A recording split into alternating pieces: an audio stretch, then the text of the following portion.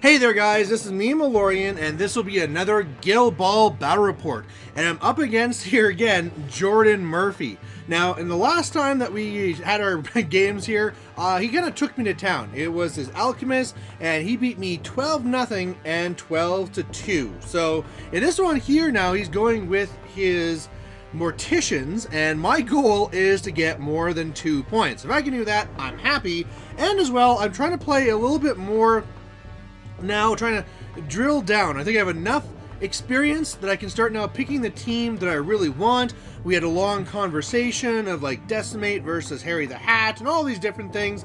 And so what this list here is based on doing is getting 2 goals, either from my main strikers, Mist, Avarice, and Blackheart. I still have to kind of get in my mind that Avarice is this big-time striker with his 23-inch threat, but yeah, it's pretty awesome. And otherwise, trying to get 2 kills, and then that's where probably Blackheart, Rage, and Harry the Hat come in. Now, with this here, he is up with his Morticians. He also has Avarice and Greed, so he also has a lot of scoring potential here, but, you know, I'm just going to kind of see how this goes. He won the roll, so I have to kick it to him, and we'll kind of see how this goes here. Alright, so first thing he does is goes with Dirge, and Dirge is going to be grabbing the ball and pass it to Bonesaw. I was pretty surprised to see him take Bonesaw. Again, I haven't been looking into a lot of the changes of the other teams, but before, you know, Bonesaw was kind of laughed at, but now I guess he has a lot more game, so I'm going to kind of see how crazy he is. Otherwise, I'm going to be going here with the Snake, and I'm going to be giving the bag of coffers here to Harry the Hat. Then he's going to be going with Bonesaw and just start like bouncing these balls around. So the way it works is that he can pass the ball to somebody and then basically have like a free pass back. And so what you can do with this is, first of all, kind of like get some weird like jank going around where you're dodging around and stuff, but as well, it can always just be a great way just to generate some extra momentum. So at the end of the day, that's what he did, generate some extra momentum, gets the ball over here to Obulus, and he's a little bit closer. Otherwise, for my part here, I put Tooled up onto Blackheart, and then Rage gets a little bit closer. At first I was trying to wonder, like, where's the safe range against him, but really, he can get into me and Puppet Master me up pretty much no matter what. So what Obelisk is going to be doing is he's going to be going over and passing the ball to Graves, and he's also going to be going and using Puppet Master to move Greed forward. And it's this weird thing now where Greed and Avarice have to kind of like be working together, and you have to kind of really plan where they're going to be. And so what he's setting up here that you can already tell is that Graves is going to be passing it to Avarice, use a 4-inch move to kind of get up here to Greed and really get the whole thing going. So in my next one here, I put Mist over here, first of all, just to get him up, and second of all, just to make the scoring opportunity a little bit harder. I probably should have made him a little bit further out, but he's just here to be annoying and also be a threat later on in the game. Next thing he does is, just like we say, Graves is going to be passing the ball to Avarice. He's going to be using that momentum to move up the 4 inches, and then otherwise just kind of like moves up a bit. Crappy picture, but my own Avarice and Greed, they're going to be moving up. I kind of had some focus on them, some influence rather, just in case they could do something, but at this point, I'm just kind of having to wait till he comes to me. So next thing he does then is goes here with Cosset, and yeah, Cosset's actually at a spot now where I can actually get to her. So I'm going to decide if I want to go into her now or later or whatever, but if I can get the jump onto Cosset and take her out, that'd be pretty amazing. Otherwise, what happens here is that I'm going to go with Harry the Hat, and he's going to come up here and he's going to throw down his cocktail, his Molotov cocktail, and then boom, light all these guys on fire using the free bonus time on Dirge. And hey, is this something annoying, right? Where now they're going to be slowed down by the fire and get some extra damage. Hey, why not, right? Then he's going to come up here and he's going to do his goal. So the way that this kind of works, for those who don't know, is that when you start on base to base, then Greed can go and join with Avarice. Avarice is basically going to be moving up, putting down Greed, and then kind of like passing. You can either have Greed with the ball, or you can pass the ball to Greed. He can dodge forward, but basically with that, he can then start using Avarice's influence to be moving up and then be shooting, and he has a lot farther shot than before. So yeah, basically from all this, he's able to get up here, he's able to generate a little bit of momentum as well, and boom, gets a goal. So this is going to make it 4-0. After that, he's going to be playing a card that's going to let him kind of like sneak around here to the back, and the whole point here is going to be, what do I want to do with Blackheart? Do I want to come back here and get the easy kill against Greed? Do I want to go against Avarice? You know, he really kind of forced it where it's like, okay, I got to make my choice. And I did kind of like hoe and hum it for a while, but at the end of the day, I did decide to go for Greed because I could generate a lot of momentum off of it, also get the takeout for sure, and I was hoping to get some like good dodges to move away, but unfortunately on my last attack, I rolled low, just did the 1 damage to kill him, and didn't get to do the double dodge to get myself at least at that kind of like starting line there, but at least as you can see there, I ended with a lot of momentum, 2 more than him, which got me the advantage. So at the end of the first round, I am now winning, or sorry, I'm not winning. I now at least have 2 points. Hey, I tied my best so far. So it's currently 4-2 for him, but at least I get to go first now. Blackheart's a little bit further back, but, you know, with me being able to get first, the ball's over there on Avarice, now I should be able to get into a good spot here where I can go in there and I can score. I was also wondering if I should go with Harry first, and then like Harry can go over and try and take out Cosset, but I think if I did that, he'd have a way to get the ball back away from me with Obulus. And I was like, you know what? Let's just not do this. Let's just get the goal and actually like try out what this Avarice and Greed thing's supposed to do. So that's really what I do, is I can like run. He goes into me and joins with me. I also should say that he actually did his best to part me apart, because when Cosset came, she came and was drawing Avarice forward and wanted him to be further ahead so that I couldn't automatically join up. I actually used my legendary play to move both of them back together, Avarice and Greed. So Greed went into Avarice, Avarice ran up, Greed popped out, Greed made an attack against Graves just to get some momentum. Then he was able to pop away with Where'd He Go, shoot in the net, and I get 4 points. And now I'm actually winning 6 points to 4. So that's good. You know, starting to get the point train going.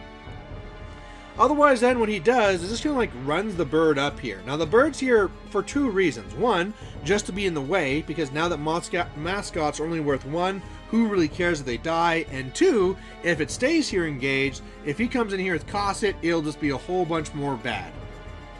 So what I decided to do then is, well, let's just take him out. Rage was in range. I get a free charge in there. It gets me a whole bunch of momentum. Of course, I lose 2 momentum as well from killing this mascot here, Dirge. But hey, now I get another point. It's now 7-4, and not feeling so bad. You know, I got the whole team working together here.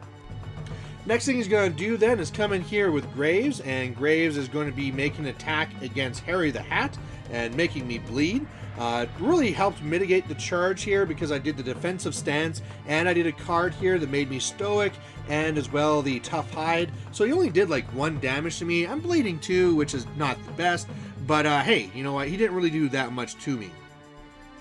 Past that, then I decide to go with Harry the Hat, and he starts wailing on Graves. Crappy picture here, but I actually believe I made a big mistake. Not that I attacked Graves, but more so that I wasn't just bonus timing all the time. I mean, I'm pretty sure this is where he's going to want to use his legendary to steal my stuff, and so later on I'm using it to clear and stuff like that, but I left him with like 1 box, and if somewhere along the line bonus timing would have gone and done that extra damage, first of all, I'd have the takeout, and second of all, he'd had less momentum to steal. So, well, what can you do? Either way, Graves is really beat up and knocked down.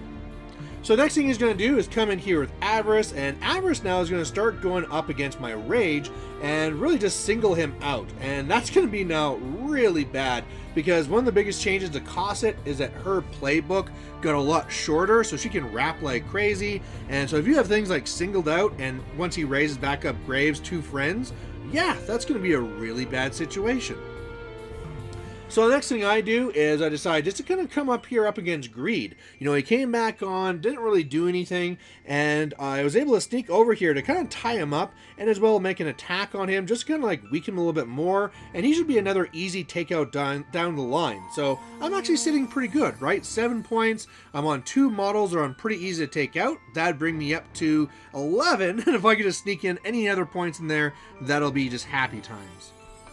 What's not happy times, though, is that he decides to come in here with Obelisk first. I didn't even think Obelisk was going to be coming at me, but Obelisk does start coming after Rage and really starts weakening him right away here. So now I'm knocked down, and I'm down to 9 boxes. So whereas I was kind of hoping I could survive Cosset, now I know I'm pretty much screwed. One of the things I forgot to mention is that Obelisk had also gone and done his legendary and stole all of my momentum. So what I do next, I go with coin, I do Bag of Coffers to myself, come up here, do an attack against Avarice, do a momentous singled out. So now I at least have 1 momentum to try and counter or something like that. But yeah, I'm probably still going to go down there. Otherwise, next thing that happens is that Cosset doesn't go up against me. Cosset actually comes up here and starts attacking Greed. I totally didn't see this at all. She didn't get it done. I was left on 1 box, but also now it's like, oh, this is actually kind of bad. I was kind of hoping that he'd kind of forget about Greed. He definitely did not forget about Greed. Otherwise then, I'm just trying to get Blackheart back into the fight. And then comes Bonesaw. So remember we were talking about how like Bonesaw is like probably a lot more interesting now. Yeah, he's definitely a ton more interesting now, coming in here with all of his dodges and all these great things, and he's able to bounce his way around, get a goal, and then kind of like get himself back into there as well. So now he's back to winning 8-7. The ball I tried to bury way on the left side there, so he can't get to that again. But yeah, I really did not think that Bonesaw could be scoring from way over there, but just the way where he can just grab that ball, get in here, and like kind of dance around with his double dodging and all that stuff, or however it works. Yeah, he was able to get it done. So not good. So at the end of this one here, he had way more momentum than me, so he definitely is going to be going first. Again, he's currently winning 8-7, but hopefully I can kind of like force him into some weird choices here, where I have lots on to Mist, and hopefully Mist can kill off his Greed. He still has Graves, which is almost dead there, so I'd love to kind of just kill him, get an easy kill there too.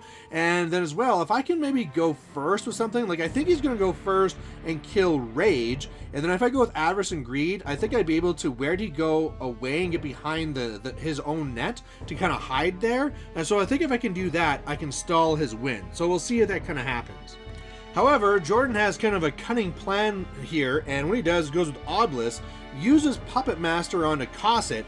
That means Cosset makes an attack against Greed, killing Greed, making it now a 10-7 game. And then with the rest of his stuff, he's able to make his attacks up against Rage and kill him. And so that's going to mean it's going to be ending in a 12-7 game. I really didn't think he could get both in the same go, but you know, that's just something Obelisk can do if the conditions are right like this. So at the end of the day, guys, I did lose this game 12-7, but it was a game that I felt a lot better with. You know, in the last games, I was just absolutely destroyed. I'm like, man, I am just totally just useless at this game. And now in this one here, it's like, all right, things are starting to come back together. I'm starting to learn how the new tricks of Union is supposed to work, especially Avarice and Greed. Wow, such a dangerous thing where you threat so far. Of course, you have to watch out, because once you do that and get your 4 points, you're basically giving up Greed as well, so that you're going to be giving them 2 points. So maybe it's something you want to kind of like save to later to close things out. I don't know. But either way, otherwise, he's really good. I'm starting to really like actually Harry the Hat. We had that long conversation I told you about where it was like Decimate versus Harry, and I think this game might have won me over, where now I'm more of like a Harry the Hat type guy. But we'll have to kind of see. I'm going to play more games, guys, of course. I got a tournament coming up next month as well, so that's going to be a bunch of fun. And otherwise, guys, thanks for watching. If you have any comments on the game or my list or anything like that, please post it down below. And otherwise, we'll catch you later. Bye. Hey there, if you liked watching this video, please go down and give it a like down below you here. And if you have any concerns or questions or comments, please put those in the comment section as well. You know, the best way for me to give you what you want to see is if you tell me what you like seeing and what you don't like seeing. So otherwise, thanks for watching, and we'll catch you later.